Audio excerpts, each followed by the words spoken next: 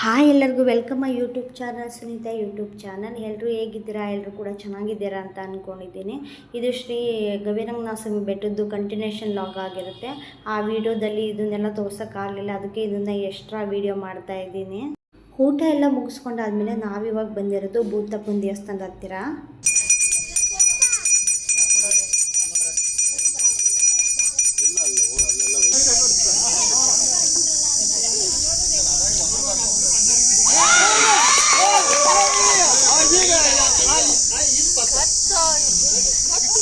ಭೂತಪ್ಪನ ದೇವಸ್ಥಾನದ ಹತ್ರದಿಂದ ಬಂದಾದಮೇಲೆ ಛತ್ರಕ್ಕೆ ಬಂದು mutton cut ಮಾಡ್ತಾ ಇದ್ದಾರೆ. ನಮ್ಮ ಅಮ್ಮ ಖಾರ ರುಬ್ಬಿ ಕೊಡ್ತಾ ಇದ್ದಾರೆ. ಮಿಕ್ಸಿಗೆ ಹಾಕಿಸ್ಕೊಂಬಂದಿದ್ರು, ಅದು ಸ್ವಲ್ಪ ದಪ್ಪಗಾಗಿದೆ, ಚೆನ್ನಾಗಿಲ್ಲ ಅಂತ ನಮ್ಮ ಅಮ್ಮ ಒಳಕಲ್ಲಲ್ಲಿ ಖಾರ ರುಬ್ಬಿ ಕೊಡ್ತಾ ಇದ್ದಾರೆ. ಇವಾಗ ಚಿಕನ್ ಕಟ್ ಮಾಡೋ ಆಯಿತು, ಮಟನ್ ಕಟ್ ಮಾಡೋ ಆಯಿತು. ಇವಾಗ ಒಲೆ ಮೇಲೆ ಅಡುಗೆ ಸ್ಟಾರ್ಟ್ ಮಾಡಿದ್ದಾರೆ. ವಿನೋದ ಚಿಕನ್ ರೋಸ್ಟು ಮತ್ತು ಚಿಕನ್ ಸಾಂಬಾರು ಮಾಡ್ತಾ ಇದ್ದಾರೆ. ಚಿಕನ್ ರೋಸ್ಟಿಗೆ ಯಾವುದೇ ರೀತಿ ಜಾಸ್ತಿ ಮಸಾಲೆ ಏನೂ ಹಾಕಿಲ್ಲ, ತುಂಬಾ ಸಿಂಪಲಾಗಿ ಮಾಡಿದ್ರು ವಿನೋದ.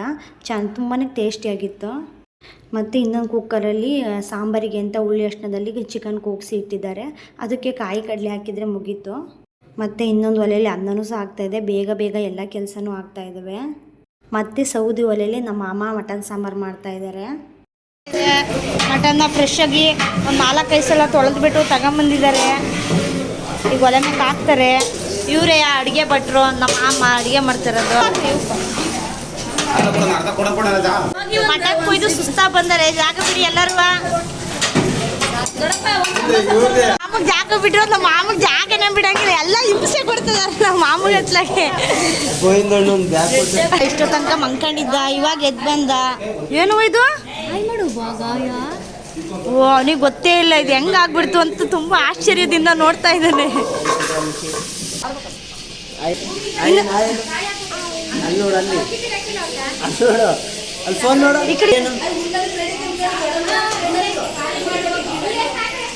ನಾನು ನಮ್ಮ ಮಾಮನಂತೂ ತುಂಬಾ ರೇಗಿಸ್ತಾ ಇದ್ದೆ. ಇವರೇ ಅಡುಗೆ ಭಟ್ರು, ಇವ್ರು ಹೇಳ್ಕೊಟ್ಟಂಗೆ ಮಾಡಿ ಅಂತ ಹೇಳ್ತಾ ಇದ್ದೆ. ಯಾಕೆಂದರೆ ನಮ್ಮ ಮಾಮ ಬಂದು ಅಡುಗೆ ಹೇಗೆ ಮಾಡ್ತಿದ್ದಾರೆ ಅಂತ ನಿಂತ್ಕೊಂಡು ನೋಡ್ತಾಯಿದ್ರು, ಅದಕ್ಕೋಸ್ಕರ ರೇಗಿಸ್ತಾ ಇದ್ದೆ.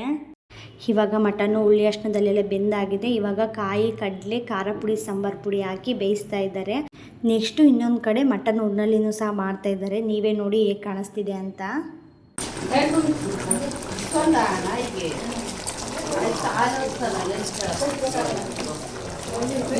ಇವಾಗ ಎಲ್ಲ ಥರದ ಅಡುಗೆ ಆಯಿತು. ಈ ಲಾಸ್ಟಿಗೆ ಮುದ್ದೆ ಮಾಡೋಕೆ ಇಟ್ಕೊಂಡಿದ್ದಾರೆ. ನಮ್ಮ ಅಪ್ಪಾಜಿ ತಿರುವಿ ಕೊಡ್ತಾ ಇದ್ದಾರೆ. ಚೆನ್ನಾಗಿ ಕೆಲಸ ಮಾಡ್ತಿದ್ದೀರಾ? ಇಲ್ಲ, ಯಾವ್ದು ಫಿನಿಶಿಂಗ್ ಮತ್ತೆ ಹೇಳ್ತೀನಿ. ಫಿನಿಶಿಂಗ್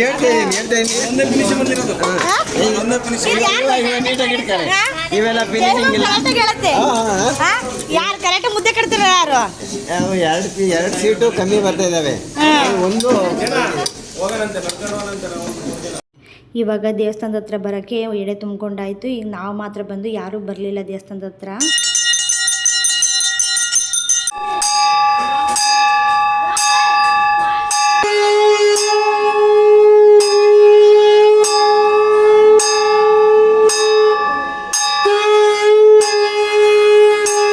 ಅಲ್ಲಿ ಪೂಜೆ ಮುಗಿಸ್ಕೊಂಡು ಬಂದಾದಮೇಲೆ ಇಲ್ಲೂ ಸಹ ಎಡೆ ಇಟ್ಬಿಟ್ಟು ಪೂಜೆ ಮಾಡ್ತೀವಿ.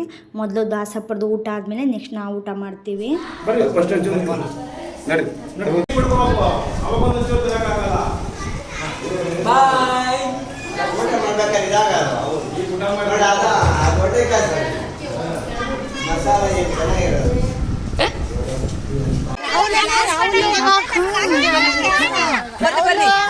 ನಮಗೆ ಸುಸ್ತಾಯ್ತು, ಬೆಳಗಿಂದ ಕೆಲಸ ಮಾಡಿ ಬರ್ರಿ, ಡ್ಯಾನ್ಸ್ ಮಾಡಿ ಬರ್ರಿ. ನೀವು ಹುಡುಗಿಯರೆಲ್ಲ ನೀವು ನಿದ್ದೆ ಮಾಡಿ ಎದ್ದಿರ, ಇವಾಗ ಬರ್ರಿ ಎಲ್ಲಾರು. ಎಷ್ಟು ಚೆನ್ನಾಗಿದ್ದೀರಾ? ಬೃಂದ, ಆಮೇಲೆ ಎಲ್ಲ ಮಲಗಿದ್ದಾಗ ಮಾತ್ರ ಸ್ನೇಹ. ಬೆಳಗ್ಗೆ ಟೆಂಪೋದಲ್ಲಿ ಬರ್ಬೇಕಾದ್ರೆ ಡ್ಯಾನ್ಸ್ ಮಾಡಿದ್ದ ನೋಡಿಬಿಟ್ಟಿದ್ದಾನೆ ನನ್ನ ಮಗ. ಅದಕ್ಕೋಸ್ಕರ ಫಸ್ಟೇ ನಿಂತ್ಬಿಟ್ಟಿದ್ದಾನೆ ಡ್ಯಾನ್ಸ್ ಮಾಡೋಕ್ಕೆ. ಸ್ನೇಹನೂ ಸಹ ಕರಿತಾ ಇದ್ದ ಬಾ ಅಂತ. ಎಲ್ಲರೂ ಸಹ ಊಟ ಮಾಡಿಕೊಂಡು ಉಳಿದಿದ್ದು ಪಳ್ದಿದ್ದು ಎಲ್ಲ ಬಳ್ಕೊಂಡು ತುಂಬ್ಕೊಂಡು ಬಂದಾಯಿತು ಮನೆಗೆ. ಮತ್ತು ಪಾತ್ರೆ ಎಲ್ಲ ತೊಳೆದಿಟ್ಟು ಬಂದ್ವಿ. ನಾವು ಮನೆಗೆ ಬರ್ಬೇಕಾದ್ರೆ ಆಚೆ ದೇವಸ್ಥಾನದ ಆಚೆಲಿ ಕರ್ಪೂರ ಹಚ್ಬಿಟ್ಟು ಅಲ್ಲಿಂದ ಹೊರಡ್ತೀವಿ ನಾವು.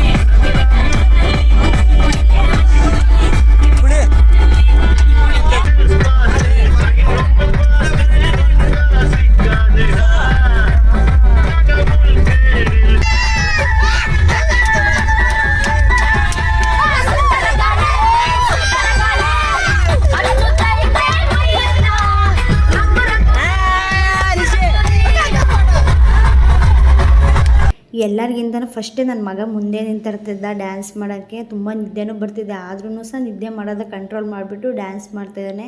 ಈ ಕಡೆ ಆಕಾಶಿಗೂ ಸಹ ಡ್ಯಾನ್ಸ್ ಮಾಡೋಕ್ಕೆ ಬಿಡ್ತಾಯಿಲ್ಲ. ಮಾಮ ನಾನಾ ಅಂತ ನನ್ನ ಹತ್ರನೇ ಇರೋಂಗಿಲ್ಲ, ಅವ್ರ ಮಾವನ ಹತ್ರನೇ ಹೋಗ್ತಾ ಇದ್ದಾನೆ. ನಾನು, ಅವ್ರ ತಾತ, ಅವ್ರ ಅಜ್ಜಿ, ನಮ್ಮಮ್ಮ ಯಾರು ಕರೆದ್ರೂ ಸಹ ಆಕಾಶನ ಬಿಟ್ಟು ಬರೋಂಗೇ ಇಲ್ಲ. ಮಾಮ ಮಾಮ ಅಂತ ಮಾಮನಂತೂ ಗಟ್ಟಿಯಾಗಿ ತಪ್ಕೊಂಡು ಮಲ್ಕೊಂಡ. ಆಕಾಶ್ ಮಾತ್ರ ಅವನನ್ನು ಎತ್ಕೊಂಡ್ರೆ ಡ್ಯಾನ್ಸ್ ಮಾಡ್ತಾಯಿದ್ದ. ಲಾಸ್ಟಿಗೆ ಮಲ್ಕೊಂಡಾದ್ಮೇಲೆ ಸರಿ ಕೊಡು ಆಕಾಶು ಅಂತ ನಾನು ಇನ್ನೇನು ಮಲ್ಕೊಂಡಿದ್ದಾನೆ, ಸರಿ ಕೊಡು ಆಕಾಶು ನಾನು ಕರ್ಕೊತೀನಿ ಅಂತ ಎತ್ಕೊಳಕ್ಕೆ ಹೋದ್ರೆ ಅವಾಗ್ಲೂ ಸಹ ಎಚ್ಚರಿಕಾಗೇ ಬಿಟ್ಟ ಅವನು. ನಾವು ಬಾಣಾವರಕ್ಕೆ ಬಂದಾಗ 10 ಗಂಟೆ ಆಯಿತು. ಅವ್ವನು ರವಿಯಪ್ಪನು ಬೇರೂರಿಗೆ ಹೋಗೋಕ್ಕೆ ಅಂತ ಬಾಣಾವರದಲ್ಲಿ ಹೇಳ್ಕೊಂಡ್ರು. ಅವ್ರ ಊರಿಗೆ ಬರಲಿಲ್ಲ.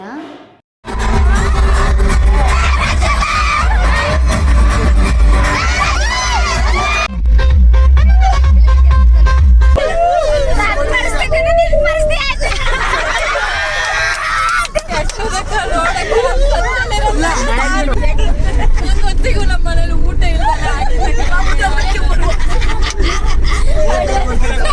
ಮಕ್ಕಳು ನೋಡಕ್ಕೆ